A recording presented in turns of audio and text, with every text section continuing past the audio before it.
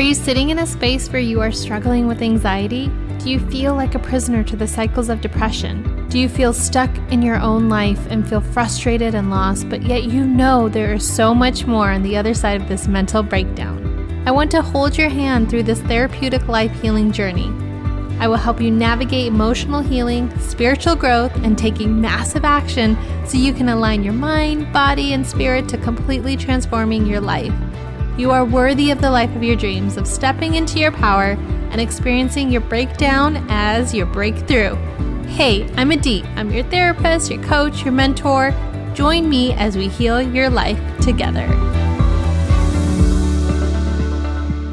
Welcome, friends, to this episode. I'm so glad that you are here spending your time with me and my special guest, marriage and family therapist and a dear friend of mine, Bernadet Kaldani. She is a therapist out in California and is also part of my Assyrian community, my soul sister tribe. And I'm so excited for you all to get to meet her. And she's just so passionate about this topic. And I've had the opportunity to, and the pleasure to get to witness theta healing directly from her. So I cannot just recommend and refer her enough for anyone who's interested. But without further ado, we're going to dive into the topic of stress and how stress gets stored in the body and ways that we can use energy work to release it, become mindful of it, notice it. And before we dive in and introduce you to Bernadet, I just want to take a moment to thank you so much for taking time out of your life to tune into the episode and be a subscriber to this podcast and leave a review if you find any value in the things that I share, the people that I interview, the incredible, amazing guests that I've had. And if I've added any value into your life, thank you so much for taking the time to subscribe, share, and leave a review. It really helps to reach more people and being able to help them on their healing journey, empower them, inspire them, and remind one another who we are able to be, even in times of pain and sorrow, that the joy can exist, that the stress doesn't have to stay stuck, and that we can be our own drivers in our own life despite all the chaos that can be around us at times. So I just want to thank you wherever you're tuning in from, whatever country you're tuning in from. Welcome, welcome, welcome. And let's dive in. Hello, Bernadet. Welcome to the episode. Thank you so much for having me. I'm so honored to be here today.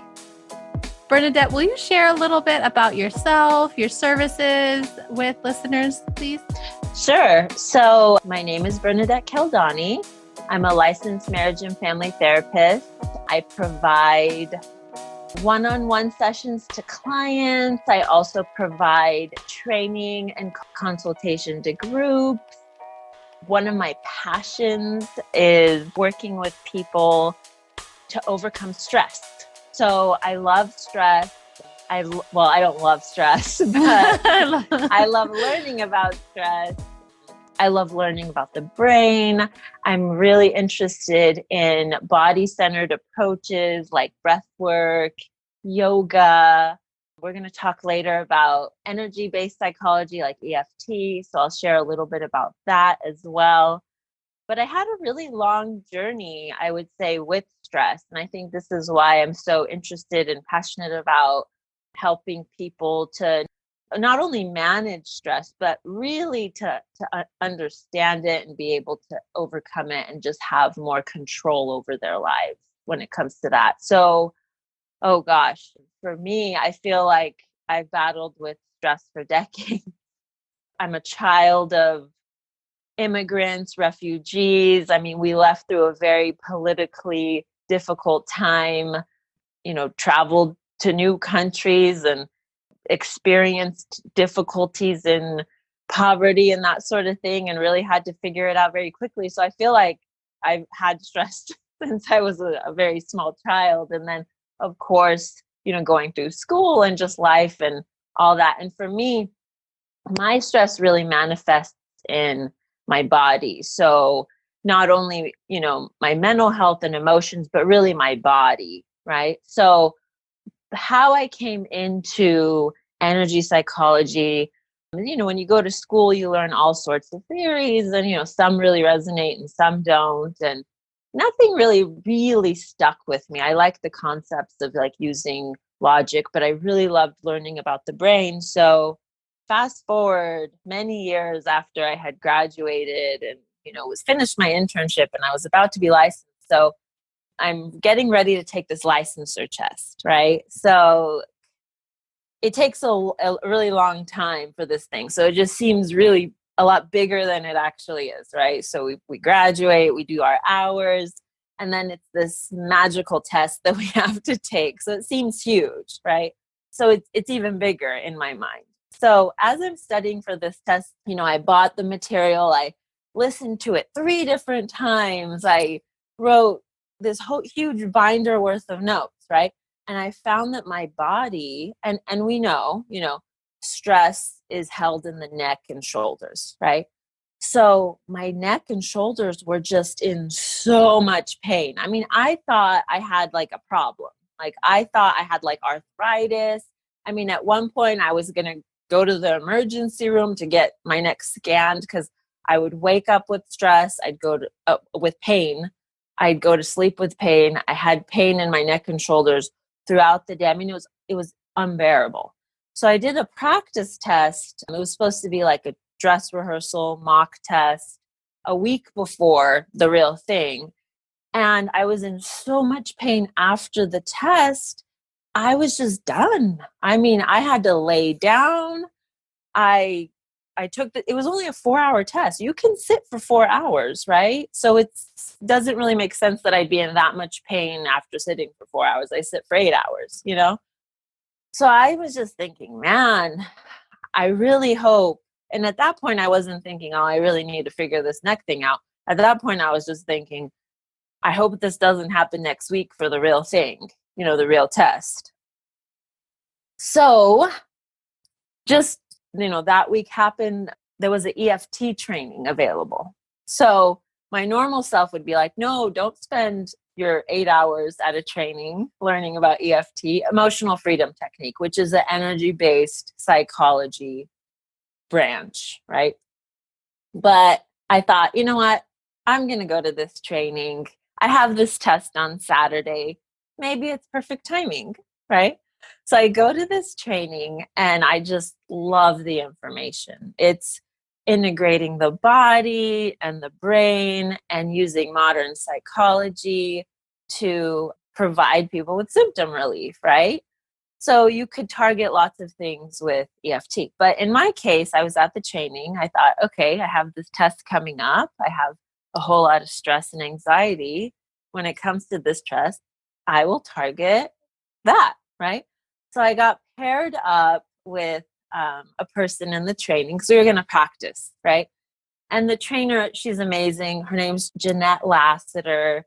She is certified in EFT. And just happenstance, again, I got paired up with one of her supervisees. So this person had a lot of experience with EFT, right? So, and I didn't know this. So we went through a series of interventions with EFT, and EFT's premise is basically like emotional stress gets stuck in the body, right? And it's interpreted as stuck energy. And with that, it manifests in different ways, right? So this very skilled clinician was able to talk to me about the test, connect the emotions, the fears that I had with it. And through a sequence of tapping, we were able to discharge that energy. And it moved through my body. And I have to share with you, it literally felt like lightsabers were coming out of my neck. Like it was like an instant where I just felt this remarkable relief. And I just thought, whoa, I had been struggling with this pain, obviously using other techniques, right? Stretching, sleeping, hydrating, talking about the test. But really it was this EFT energy psychology encounter that I had at a training that really was able to process and move those emotions, thus changing my physical experience, which was, whoa, the stress was released, the lightsabers came out of my neck, and I mean, it was like amazing that it was gone. And then I was able to take the test without the fear of, oh my God, am I able to sustain the sitting for 4 hours, you know? That was incredible, Bernadette. I mean, to have you just be able to use this technique that really tapped into the stress and release it that quickly. For folks who are listening who are newer to understanding body connection to and how we hold our stress, what are from your experiences ways that our bodies store trauma? And I remember off record we talked about kind of the filing cabinet and how we Yeah. store memories. Can you go into Yes. sharing a little bit about how you came to understand trauma and the body and memory Yes, recall? I sure can. So I'm going to use a lot of analogies here just because that helps me remember information. So basically, we want to talk about schemas, okay? So they're basically little maps of reality that teach us through experience what to expect from life and how to respond. So that's a schema, right? And there's two parts. There's what to expect and how have I learned to respond to protect myself or get what I need, right? So in a sense, these schemas by default are unconscious, right? So they're unconscious and they're stored away in the form of memory or information, right? Kind of like as if you had a filing cabinet, right? And so if you had this filing cabinet with a bunch of different files, right, or memories, some memories are what we call normal memories that you are able to file away, you can pull them out, you can review the information, you know when they occurred, what occurred, and you put them back in the filing cabinet, right? Now, there are other memories or information that aren't tagged or created in the same way. So we sometimes refer to these as trauma memories. So they're not sequential. They seem like they're frozen in time and they're not stored in the same way as the other memories are in the filing cabinet, right? They're situationally accessible, meaning that a trigger in the environment could bring on the memory and you didn't consciously retrieve it as if I were to ask you, hey, Edit, what did you have for dinner last night? Right? So going back to the whole idea of implicit memory is it's unconscious by default. So let me explain what that means. So I'll give you an example. So when you are walking down the stairs, right? That's a form of implicit memory. You're not consciously thinking left, right, left, right, left, right. If you were, you might actually fall, right? So implicit memory is just automatic, unconscious, and it helps us essentially walk through this world, right? Now, about 15 years ago, research on implicit memory, they thought that before 15 years ago, they thought we can't change implicit memory. Like once a memory is created, the file is created and it is stored, whether it's stored in the filing cabinet or not in the filing cabinet, whether it's a normal memory or traumatic memory, we thought once it's created, it cannot be changed, right? So our field really looked at ways to use logic, right, to change people's perspective and really control implicit learning and what's referred to as incremental change, like small changes over the course of time. So things like forms of therapy like CBT were created, right? CBT, cognitive behavioral therapy. It's teaching people to use logic, use things like thought stopping or cognitive reframing to help people control their thoughts and basically thus impacting their emotions, right? So, but now we have about 15 years of research on implicit memory and the brain. And what's exciting is now we have ways to go into the memory, access the files, and then change it and then reconsolidate it. So we refer to this as transformational change.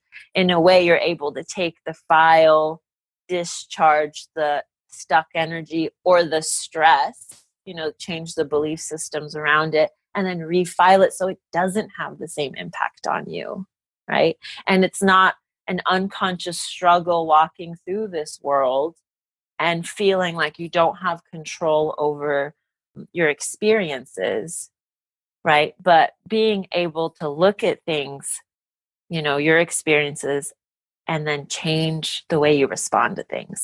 So that's what's really exciting. And what are some ways to create that new relationship and release that stress or that trauma memory and file it back? So EFT has, it's been on TV. I mean, there's like TV shows with it. There's documentaries that talk about it, but basically it's just a branch of energy psychology. So I don't want you guys to think it's the end all be all. It's just one branch of it. There's also things like CEP, which is certified energy psychology, which uses similar techniques, but essentially energy psychology brings the body and the mind together. How does it help create that new relationship with the memory?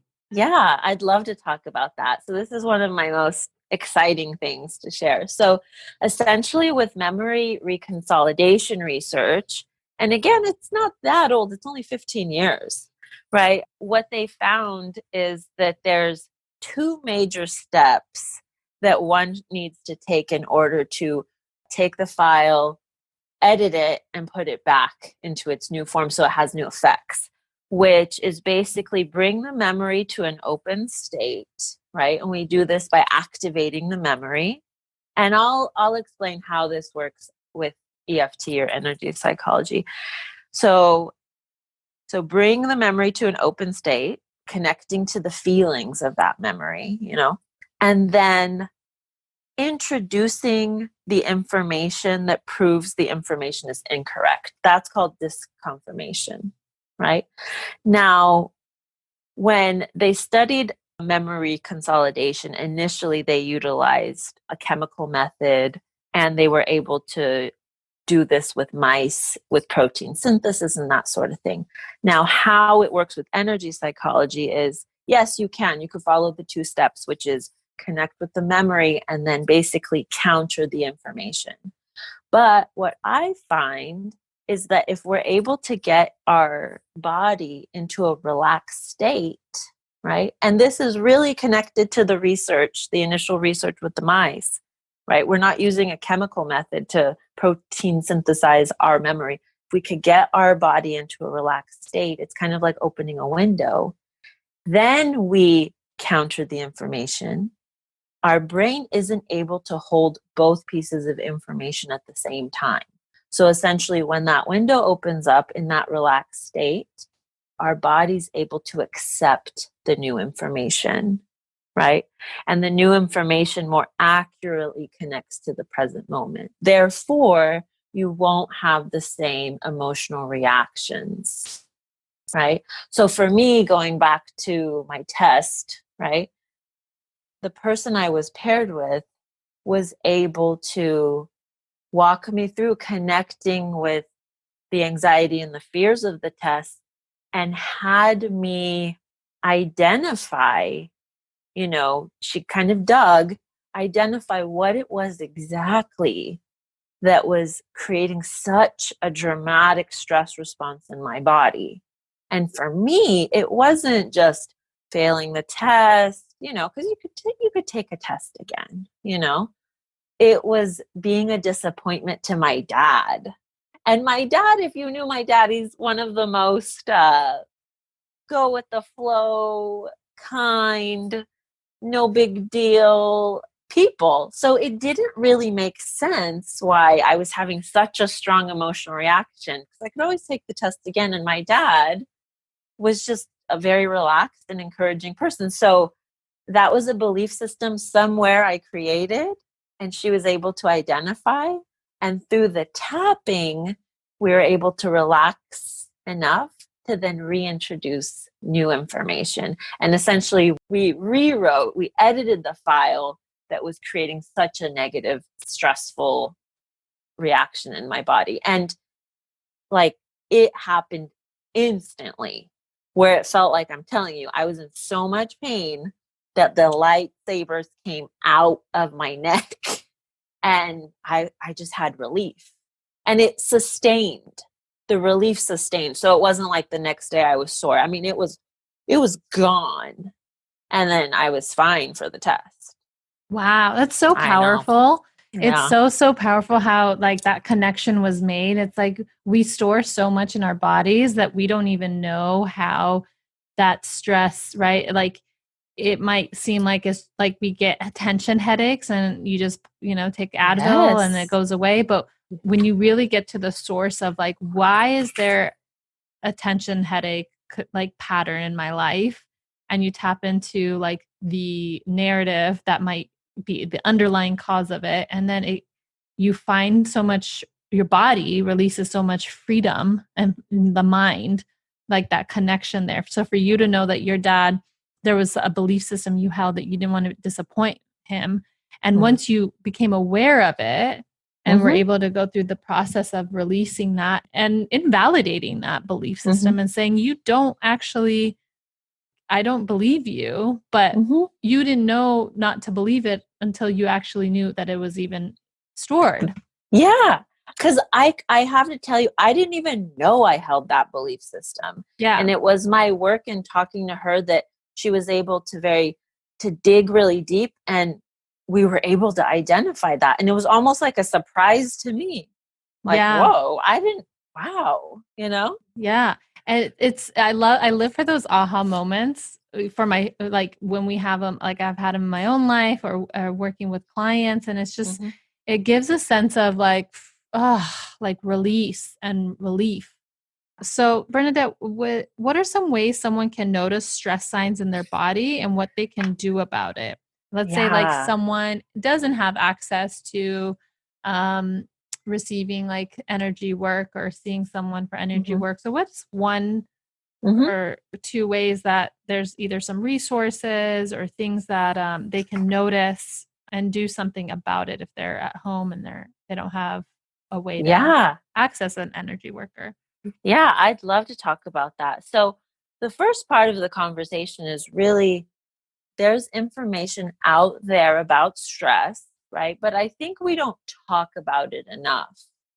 Stress has huge impacts on a person. I mean, I have to throw out the ACEs study, the Adverse Childhood Experiences study, which is a huge study. I highly encourage you guys to Google it. There's over 17,000 participants, and it's really about the impact on stress, not just emotionally and on mental health, but really your physical health, right? Things like cardiac disease, high blood pressure, substance use, and even suicide can all be impacted by the amount of stress and resiliency factors in a person, right? So stress impacts everything. Impacts emotional health. It impacts mood, anger, depression, irritability. It impacts the heart, blood pressure, heart attack. It impacts the gut, the skin, the bones. I mean, it's a huge impact. And I feel like we get messages, especially as women, is you must do everything. You must be successful in your career. You must be an amazing mother if that's something you choose to be. You must basically do it all and do it all at A+ level, right? So we are probably experiencing way more stress than we even really realize, right? So that's really, I think, the first thing is knowing that we have to be really intentional about understanding stress, how it impacts us, and then what we're going to do about it. So that was the second part of your question, like what can you do about it? So I can share a quick EFT technique, which I think I would be able to do, without like audio, so I could share that, which is so with EFT, you guys, it's basically a merging of modern psychology and acupuncture or ancient Chinese medicine practices, right?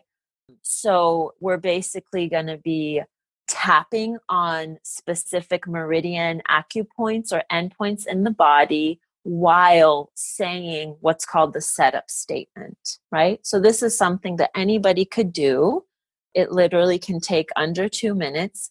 But essentially what you're going to be doing is what I'll describe as if you make a fist with one of your hands. On the side of your hand, there's like a softer like point, right? Kind of by your pinky. So like a karate chop, like as if you were going to do a karate chop, like that point. So what you'll do is you'll tap on that point. And what you'll do is the first step, and again, this goes back to memory reconsolidation research, is you need to connect to the feeling or activate what is stressing you, right? So you do that, you tap, and then what you do is you say a setup statement. And the setup statement is basically, even though I'm experiencing this stress or anything that you're experiencing. So you could say, even though I'm experiencing this stress, even though I'm experiencing this sadness, this anxiety, whatever it is, I deeply and completely love and accept myself.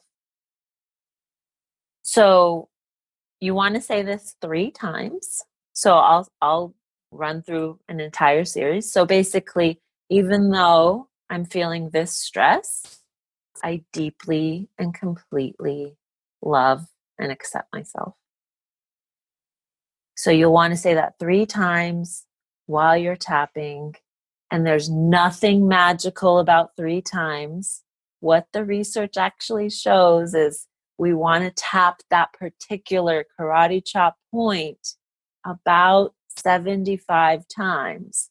So you can just tap that point 75 times and absolutely find relief.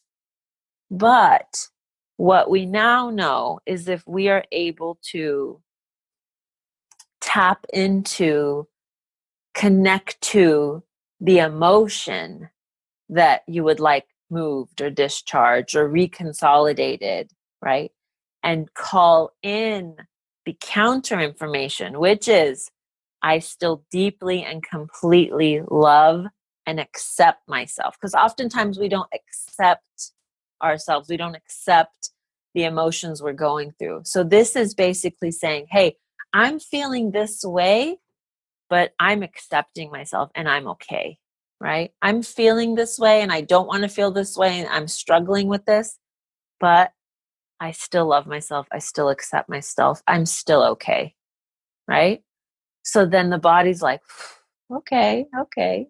And then the other thing I'd like to add with this, because I love research and I love the brain and I love the body, is there's research that shows when we tap on these particular acupoints or these meridian endpoints in our body, particularly the karate chop, right? And then there's another one called the thalamus thump that you'll see a lot of athletes do. We are physiologically releasing the DHEA hormone, which is the antagonist to the stress cortisol hormone. So kind of like Pac-Man, think of Pac-Man.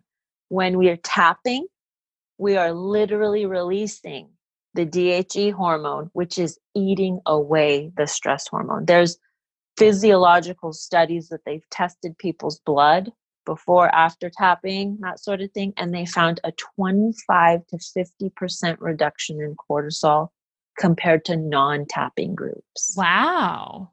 Yes. I didn't know that. Yeah, these are randomized control studies. That's amazing. Yeah, so basically, how I see it is, if we are stressed or experiencing a negative state, right, that state is stored in our memories, right? And if we're struggling with it day after day after day, then we need to go into our memories, open that file cabinet, pull the file out, right, and rewrite it.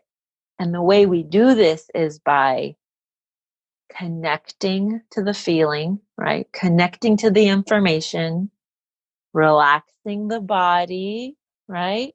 And then presenting new information. That's one way. And then it'll get refiled, right? So that's one way, is the EFT. Now, you guys can look up there's a ton of YouTube stuff. There's actually EFT trained. So I'm an EFT trained therapist. There's EFT. There's people that specialize in EFT. I like to use a combination of a lot of body-centered approaches. So I'm more of a energy psychology in my specialty. But so there's that. There's also diaphragmatic breathing. So if the tapping is too hard, or you feel like you are struggling with like focusing on which point to do, or maybe the setup statement is difficult for you to remember, or you feel kind of funny saying it to yourself, there's also diaphragmatic breathing. So diaphragmatic breathing would be sometimes referred to as belly breath. So these are things like when you take a deep inhale, you want to fill your lungs and your abdomens with air. You want to like push the air out as far as you can, right? And then when you exhale, you want to empty your abdomen, right? So it's kind of like the opposite of what we do, because oftentimes our breath is shallow breathing. And, sometimes we don't even breathe as much as we need to breathe. And what actually we find is shallow breathing induces the stress response, right? Because your body's like, hey, you're shallow breathing. I'm not getting enough oxygen. This is stressing me out.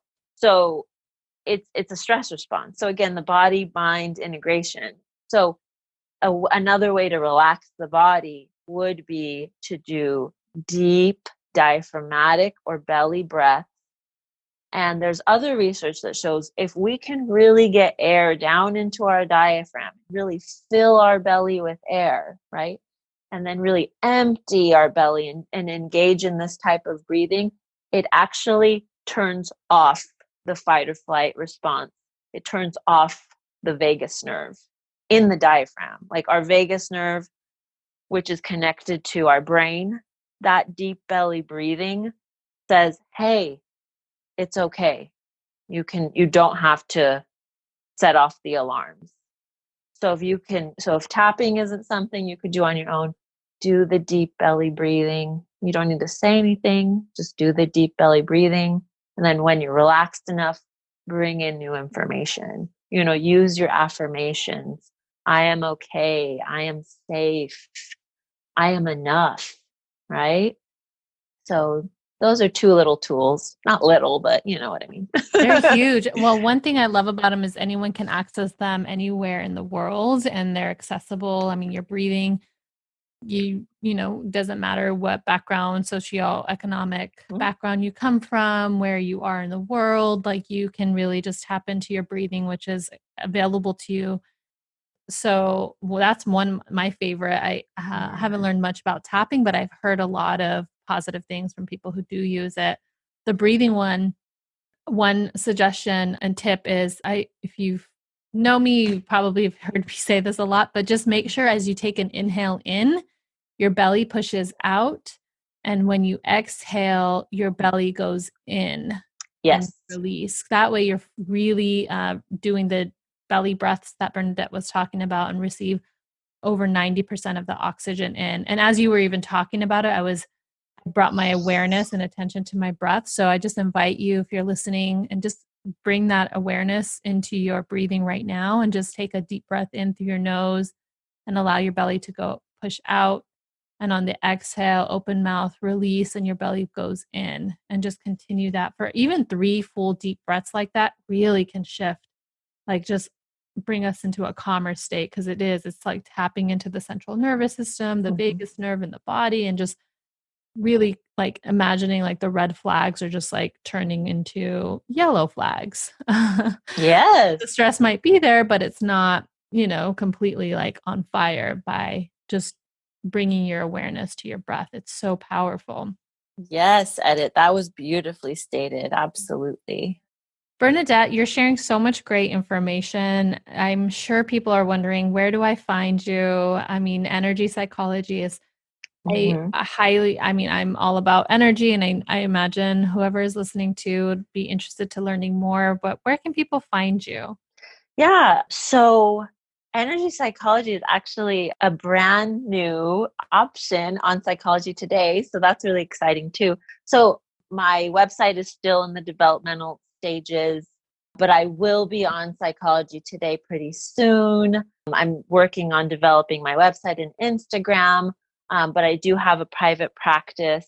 I do provide telehealth services as well. We could absolutely do this stuff via telehealth.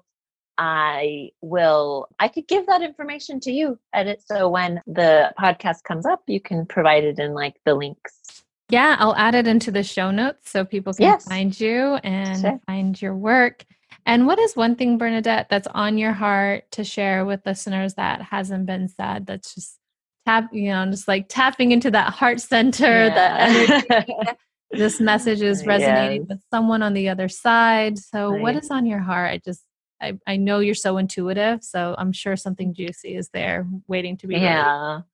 I just love that. I love this question. I'm so glad you said it. So I really want people to know that they do not have to be a slave to their emotional experiences or their body, because oftentimes we feel like we cannot control either. And I just want people to know that, there are ways that they can literally rewrite the information that's stored in their brain and it impact them in such positive ways that it doesn't have to be a long journey, right? That it can be fast, it can be done, and that they absolutely have the skill set to accomplish this and really change their lives, right? And that it is scary sometimes, and we just have to acknowledge that, we can do really tough things. And if we're scared to do something, do it scared. Just take the next step and just see what unfolds. Oh, that was beautiful. It's music to my soul. Thank you so much, Bernadet, for being here and sharing all of your wonderful information and stories and examples. So I'm sure if anyone is listening, just continue to take some of those examples. Thank you for tuning in today. Thanks, Bernadet. Oh, thank you, Edith. This was amazing. This was such a wonderful experience. Thank you, everyone, for taking a moment to tune into this episode. I hope and I trust that you have found some gems to take away. And please tune in to my Instagram. I'll be doing an IG Live with Bernadet. You'll get to ask her some questions. So definitely head over to my Instagram, have a follow, and check out when we'll be going live. Also, I am releasing my first ever therapeutic life healing e-course, and it is for the woman who feels stuck in fear and is ready to share her gifts with the world and is ready to do it in the privacy of her own home, also with a community of women. And I cannot wait to share this with you. If you are interested, please send me an email at hello@deitc.com. That's hello@deitc.com. And just let me know you're interested, and I'll have your email ready to go. So when I share all the details, all the juicy details about the release of the e-course, you'll be one of the first few to get to know all the juicy 411. All right, y'all. Have a beautiful, blessed day. So much love and blessings, and be well, be kind, stay safe. Bye, friends.